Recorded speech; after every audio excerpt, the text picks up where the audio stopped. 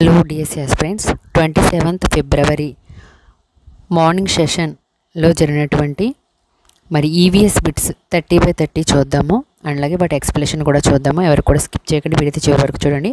ప్రాక్టీస్కి బాగా ఉపయోగపడుతుంది. ఇది మరి మొన్న రీసెంట్గా 2024 ఫిబ్రవరిన జరిగినటువంటి మరి 27th జరిగిన సెషన్ 1లోని పేపర్ చూద్దాం. భారతదేశపు పెద్ద ఉడత ఇండియన్ జైంట్ స్క్వేరిల్ ఒక డాష్ అని అడగడం జరిగింది. ఆపదలో ఉన్న జాతి, అంతరించిపోయిన జాతి, ఎండమిక్ జాతి, ఆక్రమిక జాతి. భారతదేశపు పెద్ద ఉడత అనేది ఎండమిక్ జాతి. ఒక ఆవేశపూరిత వస్తువు వేరొక ఆవేశపూరిత లేదా ఆవేశరహిత వస్తువుపై కలుగజేసే బలం ఏమిటి? ఆవేశపూరిత వస్తువు వేరొక ఆవేశపూరిత లేదా ఆవేశరహిత వస్తువుపై కలుగజేసే బలం ఏమవుతుంది? కండర బలము, స్థావర విద్యుత్ బలము, గురుత్వాకర్షణ బలము, అయస్కాంత బలము. స్థావర విద్యుత్ బలం అవుతుంది. క్రింది వాటిలో శిలాజ ఇంధనం ఏమిటి? బొగ్గు, హైడ్రోజన్, చెక్క, ఆవు పేడతో చేసిన పిడక. సో బొగ్గు అనేది శిలాజ ఇంధనము. స్టీల్ తీగ కంటే బలమైన దారము నూలు దారము, నైలాన్ దారము, ఉన్ని దారము, పట్టు దారము. నైలాన్ దారము. ఉదరం ఎగువ భాగంలో కుడివైపున ఉండే ఎర్రటి గోధుమ వర్ణం కల గ్రంథి ఏమిటి? క్లోమం, కాలేయం, ప్లేహం, అధిరొక్క గ్రంథి. ఉదరం ఎగువ భాగంలో కుడివైపున ఉండే ఎర్రటి గోధుమ వర్ణం గల గ్రంథి ఏమిటి? కాలేయము. చేప వంటి జలచరాలు తమ వ్యర్థాలను ఈ రూపంలో విసర్జిస్తాయి. యూరియా, యూరిక్ ఆమ్లం, అమ్మోనియా, నత్రజని. అమ్మోనియా రూపంలో విసర్జిస్తాయి. ఆకులు ఈనెలు ఏర్పరిచే రూపురేఖ డిజైన్ ఏమిటి? పత్రవృత్తం, పత్రదళం, ఈనెల వ్యాపనం, నడిమి ఈనె. ఈనెల వ్యాపనం. ప్రతి ఒక్కరికి మరుగుదొడ్లను అందించడానికి భారత ప్రభుత్వంచే ప్రారంభించబడిన ఉద్యమం ఏమిటి? వందే మాతర్, నిపుణ్ భారత్, శ్రేష్ఠ భారత్, స్వచ్ఛ భారత్. ప్రతి ఒక్కరికి మరుగుదొడ్లను అందించడానికి భారత ప్రభుత్వంచే ప్రారంభించబడిన ఉద్యమము స్వచ్ఛ భారత్. దీని లోపం వల్ల ఎముకలు మృదువుగా అవ్వటం, వంగిపోవడం జరుగుతుంది. Vitamin A, vitamin B, vitamin C, vitamin D. దేని లోపం వల్ల ఎముకలు మృదువుగా అవ్వడం, వంగిపోవడం జరుగుతుంది? విటమిన్ డి లోపం వల్ల. మింగిన ఆహారాన్ని జీర్ణాశయంలోనికి చేరవేసే నాళం వంటి నిర్మాణం ఏమిటి? ఆహారవాహిక, ప్రేగు, గాలికొట్టం, ఆంత్రమూలం. ఆహారవాహిక. జంతువులతో లాగబడే వాహనానికి ఉదాహరణ? టంగా. ఇంటిలో ఆడుకునే ఆటల సముదాయాన్ని గుర్తించండి. ఇంటిలో మాత్రమే ఆడుకునే ఆటల సముదాయము కబడ్డీ, ఖోఖో, టెన్నికాయిడ్. అది మనకి గ్రౌండ్లోనే ఆడతాము. అలాగే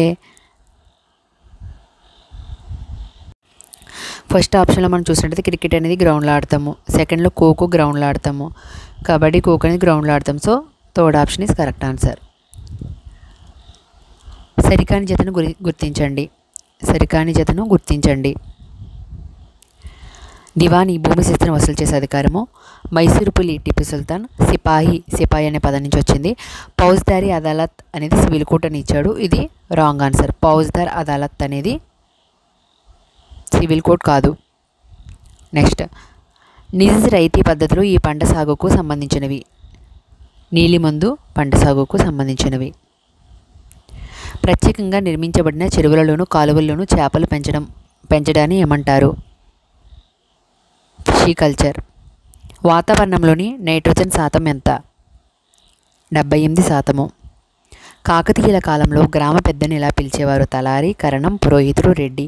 కాకతీయుల కాలంలో గ్రామ పెద్దను ఏమని పిలిచేవారు? రెడ్డి అని పిలిచేవారు.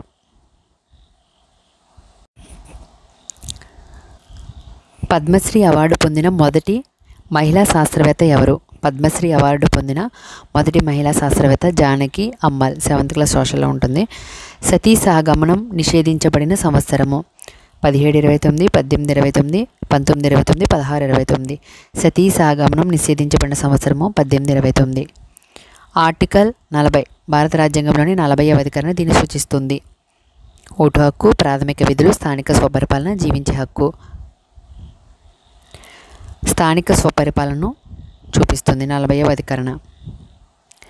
రోళ్లపాడు వన్యమృగ సంరక్షణ కేంద్రం వీటి ఆవాసము ఒంటికొమ్ము ఖడ్గమృగం పెలికాన్లు బట్టమేక పక్షి సైబీరియన్ కొంగ.